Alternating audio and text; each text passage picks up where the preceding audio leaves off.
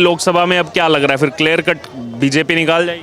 इस बार तो निकलना ही निकलना है। इस बार हाँ, इस बार कोई नहीं उनको छू सकता है सर। अभी जो हाल है उनका प्रेजेंट में, जितना अभी है उनका सीट, उससे 20+ ही रहेगा, उससे कम तो नहीं रहेगा। उससे 20+ ही जाएगा। हाँ, हर हाल में ये तो तय है, क्योंकि कुछ भी हो जाए ना, जो माहौल बना हुआ है अभी पैन इंडिया का, उसके हिसाब से आप देख लो कि जहाँ भी जाओगे कांग्रेस अभी स्टैंड नहीं कर रहा है। एज अ विपक्ष तौर पे भी अगर वो स्टैंड कर लेते हैं तो बेहतर रहता है। वो भी नहीं कर पा रहे, वो बिखर गए हैं। ये एक साधु जी उनके पार्टी प्रमोद कृष्णमाचार्य जी, उनका लाइन सुनिए। उन्होंने सिंपल बोला 2-3 चीज़। सांसद भवन को लेकर जो नया बना है उसको लेकर उनका स्टैंड सुनिए, अभी राम मंदिर को लेकर सुनिए। उनका एक ही कहना है कि ये देश के लिए अगर कुछ हो रहा है ना तो उसका विरोध नहीं होना चाहिए। सर क्या नाम है आपका? आनंद मोहन झा। कहाँ के रहने वाले हैं? मैं वो बेसिकली बिहार से बिलोंग करता हूँ। बिहार से बिलोंग करते हैं। सर बिहार में तो अभी पूरा सियासी उठापटक चल रहा है, कब क्या हो जाए समझ नहीं आ रहा कुछ। इंडिया में चल रहा है वो तो। हाँ, नहीं बिहार में तो बहुत ज़्यादा हो गया, इधर तलखी ज़्यादा बढ़ गई आरजेडी जेडीयू में। वो देखिए वहाँ पे 2 जो गुट है ना, अभी उस गुट में खुद में ही विश्वास नहीं एक दूसरे पे। क्या करेंगे वो? जो विपक्षी गठबंधन भी बनाया लोकसभा के लिए, वो खुद में ही लड़ रहे हैं। हाँ, एक नेता कुछ बोलता है, दूसरा कुछ और बोलता है। पक्ष विपक्ष, वो अपने में पक्ष विपक्ष हो गए।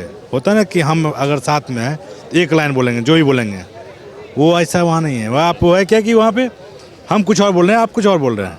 और वो तब से हो रहा है जब से सरकार बनी, तब से आरजेडी जेडीयू। सर ये नीतीश जी जब तक रहेंगे ना, अब यही हाल होने वाला है। उनका पहला 5% सही था, उसके बाद से जब भी वो बने हैं यही करते रहे हैं। इधर से उधर, उधर से वो कुआं का मेढक नहीं होता, इधर से इस पानी में आए तो वो उनका चाल है। अब वो अब स्थिर नहीं है। और इस बार तो गए।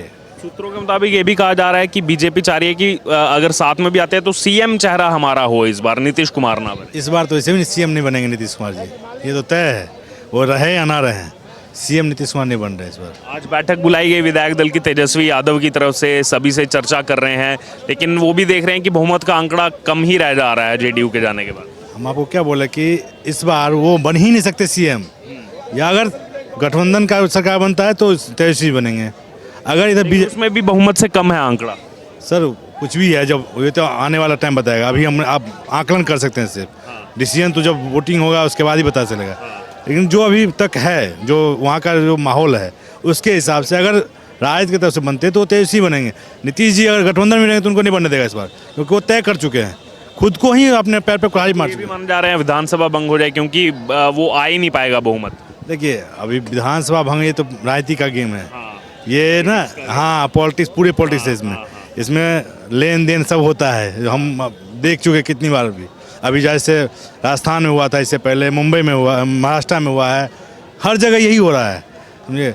तो वो चीज़ गेम है, वो गेम होने दी। इसका ब्रॉडर पिक्चर लोकसभा चुनाव पर बड़ा असर पड़ेगा, क्योंकि नीतीश कुमार सब जगह घूमने गए लेकिन इकट्ठा किया सबको, वो सब बिखर गया पूरा विपक्ष। उनका खुद ही अपना स्टैंड नहीं तय है, जो हमको करना क्या है, हमको पीएम बनना है कि हमको साथ में रहना है, कुछ भी उनको तय नहीं है। वो ना, वो 2 नाव पे पाँव रख दिए हैं, तो 2 नाव में जो भी पाँव रखते हैं उनका हाल क्या होता है वो सबको जब पता है। वो सिंगल रास्ते पे जैसे चल रहे थे ना, से मैंने बोला पहला 5 वर्षीय उनका मैं सैल्यूट करता हूँ उस टाइम को, उनके सीएम के तौर पे। उसके बाद से जो उन्होंने किया ना, बीजेपी के साथ गठबंधन किया हो या राजद के साथ, उन्होंने गेम खेला सिर्फ अपनी बेनिफिट, अपनी पार्टी को बचाने के लिए। आज क्या है कि उनका पार्टी भी लगभग खत्म हो चुका है। जो हाल पूरे देश में सेंट्रलाइज में कांग्रेस का है, वही अभी बिहार में नीतीश कुमार जी का हाल हो गया है। यही आप सोच लीजिए कि जो अभी कांग्रेस का है ना, कि आप देख लीजिए सांसद बिहार में, पूरे इंडिया में कांग्रेस के कितने सांसद हैं, वही हाल विधायक के तौर पे अब अगले साल ये इनको होने वाला, नीतीश जी के साथ होने वाला। फिर इसमें लोकसभा में अब क्या लग रहा है, फिर क्लियर कट बीजेपी निकाल जाएगी? इस बार तो निकलना ही निकलना है। इस बार हाँ, इस बार कोई नहीं उनको छू सकता है। कितनी सीटें लग रहा है आपको बीजेपी इस बार ला सकती है? सर अभी जो हाल है उनका प्रेजेंट में, जितना अभी है उनका सीट, उससे 20+ ही रहेगा, उससे कम तो नहीं रहेगा। उससे 20+ ही जाएगा। हाँ, हर हाल में ये तो तय है, क्योंकि कुछ भी हो जाए ना, जो माहौल बना हुआ है अभी पैन इंडिया का, उसके हिसाब से आप देख लो कि जहाँ भी जाओगे कांग्रेस अभी स्टैंड नहीं कर रहा है। एज अ विपक्ष तौर पे भी अगर वो स्टैंड कर लेते हैं तो बेहतर रहता है। वो भी नहीं कर पा रहे, वो बिखर गए हैं। उनका अपना जो नेता सब है वो उनके विपक्ष में दे रहे हैं। अभी राम मंदिर को लेकर ही देखिए ना, उनके अपने ही पार्टी के 4 नेता कुछ और बोल रहे हैं, 4 नेता कुछ और बोल रहे हैं। नेता तो छोड़ गए पार्टी, राष्ट्रीय प्रवक्ता तक पार्टी छोड़ गए। हम क्या बोल रहे हैं, वही तो बोल रहे हैं। ये एक साधु जी उनके पार्टी प्रमोद कृष्णमाचार्य जी, उनका लाइन सुनिए। उन्होंने सिंपल बोला 2-3 चीज़। सांसद भवन को लेकर जो नया बना है उसको लेकर उनका स्टैंड सुनिए। अभी राम मंदिर को लेकर सुनिए। उनका एक ही कहना है कि ये देश के लिए अगर कुछ हो रहा है ना तो उसका विरोध नहीं होना चाहिए। आप ठीक है, उन्होंने बार ये कहा, मेरी भी उनसे जो है कॉन्वर्सेशन हुई थी, उनकी बाइट ली। उन्होंने ये कहा कि ये मोदी विरोध करते, बीजेपी विरोध करते करते कब देश विरोध, राम विरोध में आगे इनको पता ही नहीं लग रहा। प्रेजेंट में यही हो रहा है कि आप देश विरोधी हो रहे हैं। आप देश विरोधी नहीं हो सकते। आप आज से 30 साल बैक जाइए, जब इंदिरा गांधी और अटल जी थे सरकार में, अटल जी विपक्ष में थे, तभी उनको यूएनए भेजा था। क्यों? क्योंकि वो देश के लेके सोचे थे कि मुझे अगर कोई बंदा मिला बोलने वाला अगर देश के साथ के बारे में, तो वो अटल से बेहतर कोई नहीं बोल सकते। तो वो चीज़ अभी जो प्रेजेंट में है, विपक्ष में छोड़ दीजिए, पक्ष में भी अभी कांग्रेस में नहीं है कोई। कांग्रेस के अपने ही नेता बोले तो आधे इधर आधे उधर चल रहे हैं, साथ में है कहाँ कोई? साथ में लेकर चले तब ना कांग्रेस रहेंगे। आज से 20 साल पहले कांग्रेस एक साथ था, उनका 5 लीडर ऐसे होते थे कि नहीं सबको संभाल के चलते थे। अभी सब अपने अपने बारे में सोच रहे हैं। देश के बारे में सोचना छोड़ दीजिए, अपने पार्टी के बारे में सोचते नहीं है, वो सिर्फ अपने बारे में सोचते हैं।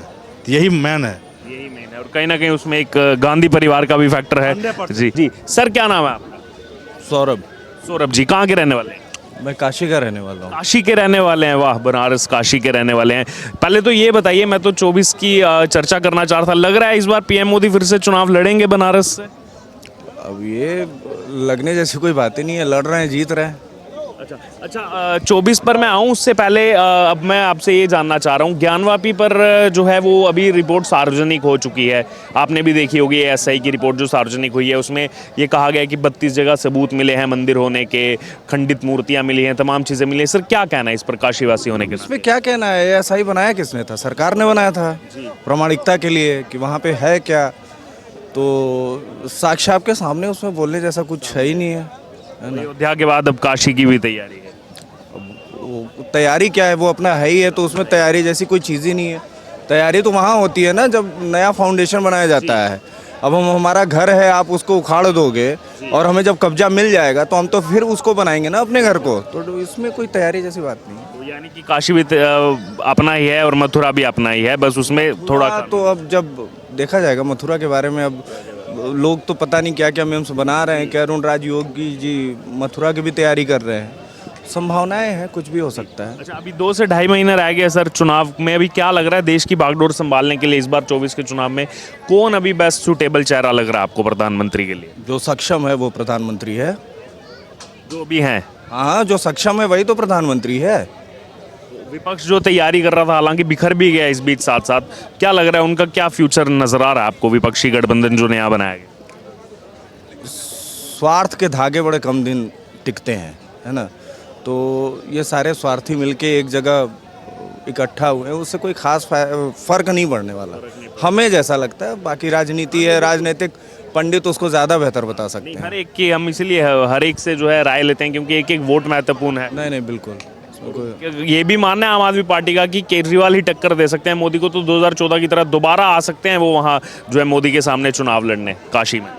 लोकतंत्र में सबको लड़ने का अधिकार है, लेकिन मैं तो काशी से हूँ, तो मैं वहाँ की जनता के बारे में कुछ नहीं कह सकता। मैं खुद एक वोटर हूँ, तो मैं उस नज़रिए से बोल सकता हूँ कि मोदी जी रिपीट हो रहे हैं। मोदी जी रिपीट हो रहे हैं। और राहुल गांधी के बारे में क्या लग रहा है? थोड़ा डेवलपमेंट कम है उनके दिमाग का, राहुल जी के। थोड़ा सा उसको बढ़ाएं, उससे हो सकता है कुछ संभावनाएं हों, 1-2 सीटें उनकी बढ़ जाएं, लेकिन लगता नहीं है कुछ, बल्कि उनके आने से वोट शेयर बढ़ जाता है, बीजेपी का बढ़ जाता है। धन्यवाद सर, आपने अपना कीमती समय दिया। आइए चर्चा करते हैं और भी लोगों से जो यहाँ मौजूद हैं। नमस्कार, मैं हूँ आपके साथ अर्जुन खजूरिया। 2024 का लोकसभा चुनाव बेहद नज़दीक आ चुका है, लेकिन उससे पहले आपको बता दें बिहार में इस समय सियासी उठापटक जारी है। जी हाँ, जहां एक तरफ अब ये देखना दिलचस्प होगा कि 2024 लोकसभा चुनाव के लिए जो गठबंधन आया था पिछले साल, एक साथ हुआ था, अब धीरे धीरे करके बिखरता जा रहा है। लेकिन उससे पहले जो है बिहार में इस समय देखने को मिल रहा है कि किस प्रकार से यहाँ पर राजनीतिक समीकरण जो है वो यहाँ पर लगातार उतार चढ़ाव का रास्ता जो है वो इस समय तय कर रहा है। आइए बात करते हैं लोगों से, उनकी राय जानते हैं, उनको क्या लग रहा है इन सभी तमाम चीज़ों के बीच, वर्तमान परिदृश्य जो चल रहा है उसके बीच में उनको क्या लग रहा है कि देश की भागदौड़ जो है इस बार होने वाले लोकसभा चुनाव में किसके पास होनी चाहिए, किसको आने वाले समय में जो है वो अपना प्रधानमंत्री के नाते देख रहे हैं।